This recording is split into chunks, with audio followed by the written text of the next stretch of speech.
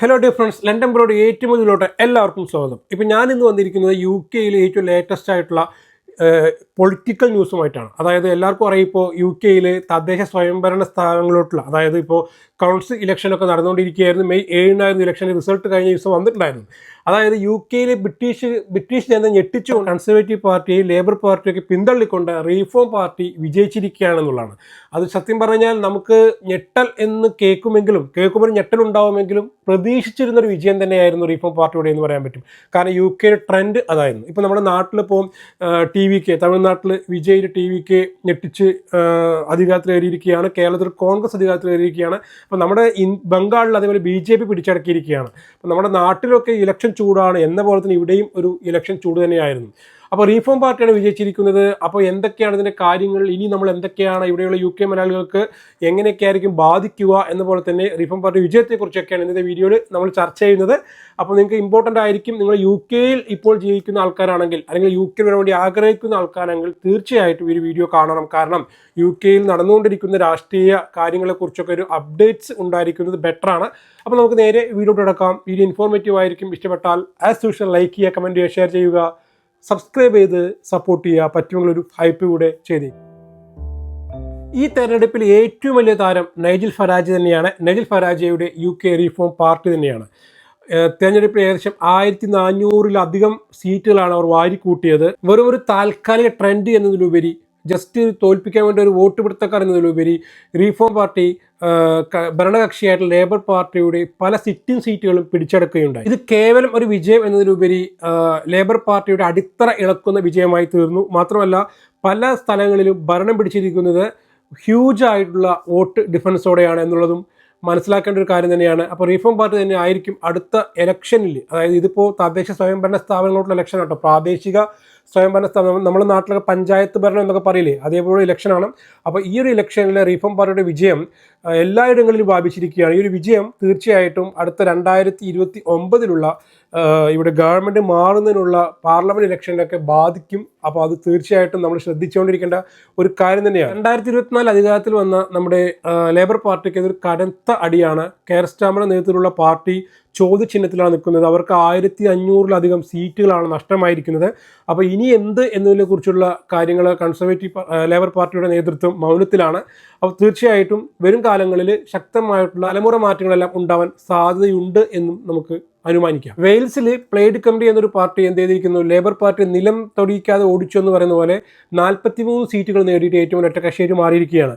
കഴിഞ്ഞ 15 വർഷത്തോളമായിട്ട് labour party അവിടെ വിജയിച്ചുകൊണ്ടിരിക്കുകയായിരുന്നു. ഇത്തവണ അടിപൊളി അവിടെ ഏറ്റവും വലിയ രണ്ടാമത്തെ ഒറ്റക്കക്ഷിയായിട്ട് മാറുന്നത് റീഫോം UK ആണ് കേട്ടോ. ഇപ്പോൾ നമ്മുടെ റീഫോം പാർട്ടി ഇംഗ്ലണ്ടിൽ ഈ പറഞ്ഞ പോലെ തദ്ദേശ സ്വയംഭരണ തെരഞ്ഞെടുപ്പുകളിലൊക്കെ നമുക്ക് തൂത്തുവാരി എന്ന് പറഞ്ഞല്ലോ, 1450 സീറ്റുകൾ നേടിയെന്ന് പറഞ്ഞല്ലോ. അവർ വെയിൽസിൽ 34 സീറ്റുകൾ നേടിയിട്ട് ഏറ്റവും വലിയ രണ്ടാമത്തെ ഒറ്റക്കക്ഷിയായിട്ട് മാറിയിരിക്കുകയാണ്. പ്ലേഡ് കെമ്പ്രു എന്ന് പറഞ്ഞ പാർട്ടിക്ക് തൊട്ടുപുറയിലായിരിക്കുകയാണ്. ഇവിടെ കൺസർവേറ്റീവ് പാർട്ടി ലേബർ പാർട്ടിയൊക്കെ ഒന്നുമില്ലാതായി മാറി. ചുരുക്കത്തിൽ വെയിൽസിൽ ലേബർ പാർട്ടി ചുരുങ്ങുകയും പ്ലേഡ് കെമ്പ്രു എന്ന് പറഞ്ഞ പാർട്ടി കയറി വരികയും ചെയ്തു എന്ന് പറയാം. സ്കോട്ട്ലാൻഡിൽ SNP എന്ന party, Scottish national Scottish party അങ്ങനെന്തോണ് പാർട്ടി തുടർച്ചയായിട്ടുള്ള 5ാം തവണയും അധികാരം നിലനിർത്തുകയുണ്ടായി. പക്ഷെ അവർക്ക് കേവല ഭൂരിപക്ഷം ലഭിച്ചിട്ടില്ല എന്നാണ് അറിയാൻ വേണ്ടി സാധിച്ചത്. മറ്റു പാർട്ടികളുടെയൊക്കെ ഇപ്പോൾ ഇപ്പോൾ എന്താ പറയുക, തമിഴ്നാട്ടിൽ TVK-യുടെയൊക്കെ അവസ്ഥ ഉണ്ടല്ലോ, ഏറ്റവും വലിയ ഒറ്റകക്ഷി ആവുകയും ചെയ്തു. പക്ഷേ അവർക്ക് ഭരിക്കാൻ സാധിക്കാതെ കുറച്ച് കൺഫ്യൂഷൻസ് ഒക്കെ ഉണ്ടായിരുന്നല്ലോ.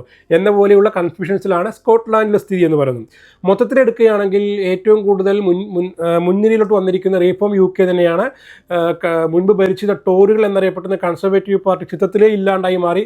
അതേമാതിരി ഇപ്പോൾ ഭരിച്ചുകൊണ്ടിരിക്കുന്ന ലേബർ പാർട്ടിയും പിന്നിലോട്ട് മാറി എന്ന് തന്നെ. പിന്നീട് മുൻതൂക്കമുണ്ടാക്കിയ പാർട്ടി ഗ്രീൻ പാർട്ടിയാണ് കേട്ടോ. നമ്മുടെ ഏകദേശം ഇന്ത്യയിലെ കമ്മ്യൂണിസ്റ്റ് പാർട്ടിയുമായൊക്കെ ചെറിയൊരു ബന്ധമൊക്കെയുള്ള, അതായത് ഒരിക്കലും കമ്മ്യൂണിസ്റ്റ് അല്ല അവരുടെ ആശയം, പക്ഷേ കമ്മ്യൂണിസ്റ്റ് പാർട്ടിയുടെ പ്രവർത്തനങ്ങളുമായിട്ട് ബന്ധമൊക്കെയുള്ള ഒരു പാർട്ടിയാണ് ഗ്രീൻ പാർട്ടി. അപ്പോൾ ഗ്രീൻ പാർട്ടിയാണ് പിന്നീട് നേട്ടം ഉണ്ടാക്കിയത്. ഇനി നമുക്ക് എടുത്തു പറയേണ്ട കൺസർവേറ്റീവ് പാർട്ടിയുടെ പതനമാണ് കേട്ടോ. UK-യിൽ 2024 വരെ ഏകദേശം നീണ്ട 12 വർഷത്തോളം UK ഭരിച്ചിരുന്ന ഒരു പാർട്ടിയായിരുന്നു കൺസർവേറ്റീവ് പാർട്ടി എന്ന് പറയുന്നത്. അപ്പോൾ കൺസർവേറ്റീവ് പാർട്ടി നിലം തൊടാതെ പരാജയപ്പെട്ടിരിക്കുകയാണ്. അവരുടെ നേതൃത്വം ആകെ അമ്പരപ്പിലാണ്.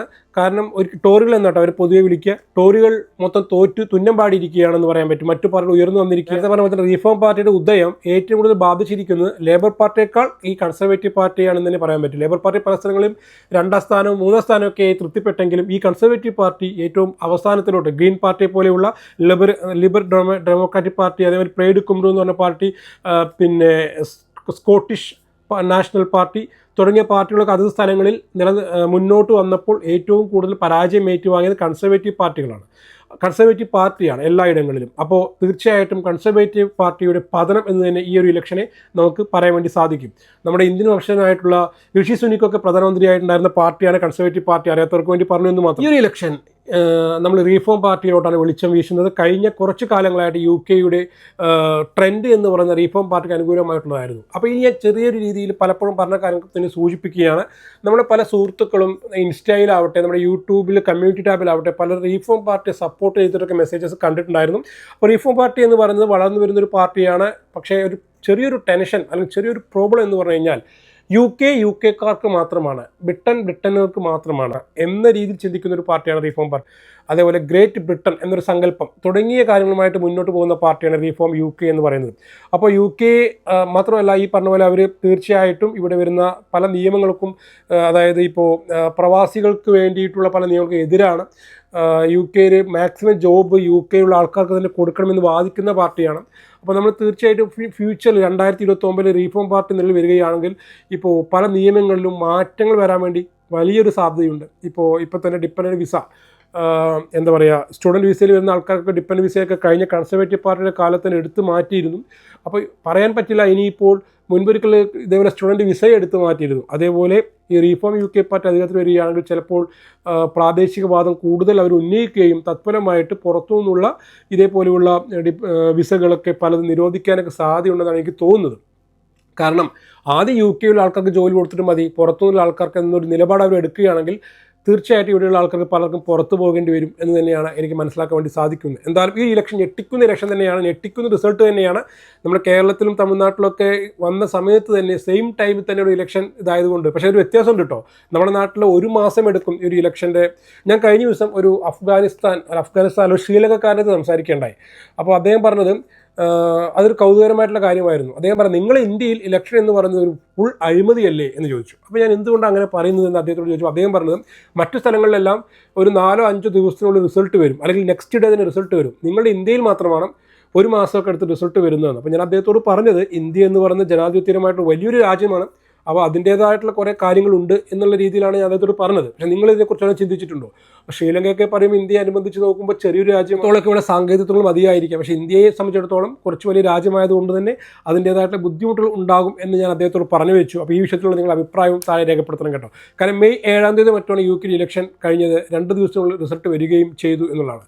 അപ്പോൾ എന്തായാലും ഈ ഒരു വീഡിയോ നിങ്ങൾക്ക് ഇൻഫോർമേറ്റീവ് ആയിരിക്കും എന്ന് വിശ്വസിക്കുക. ലേബർ പാർട്ടിയെയും കൺസർവേറ്റീവ് പാർട്ടിയൊക്കെ തറ പറ്റിച്ച റീഫോം പാർട്ടി അധികാരത്തിലെത്തിയിരിക്കുകയാണ്. അപ്പോൾ 2029 ട്രെൻഡ് എന്ന് പറയുന്ന റീഫോം പാർട്ടിക്ക് അനുകൂലമാണ്. റീഫോം പാർട്ടിക്ക് അനുകൂലമായിട്ടുള്ള കാറ്റാണ് UK വീശിക്കൊണ്ടിരിക്കുന്നത്. അപ്പോൾ നിങ്ങളുടെ ഈ വിഷയത്തിൽ നിങ്ങളുടെ വലിയൊരു അഭിപ്രായങ്ങൾ രേഖപ്പെടുത്തണം.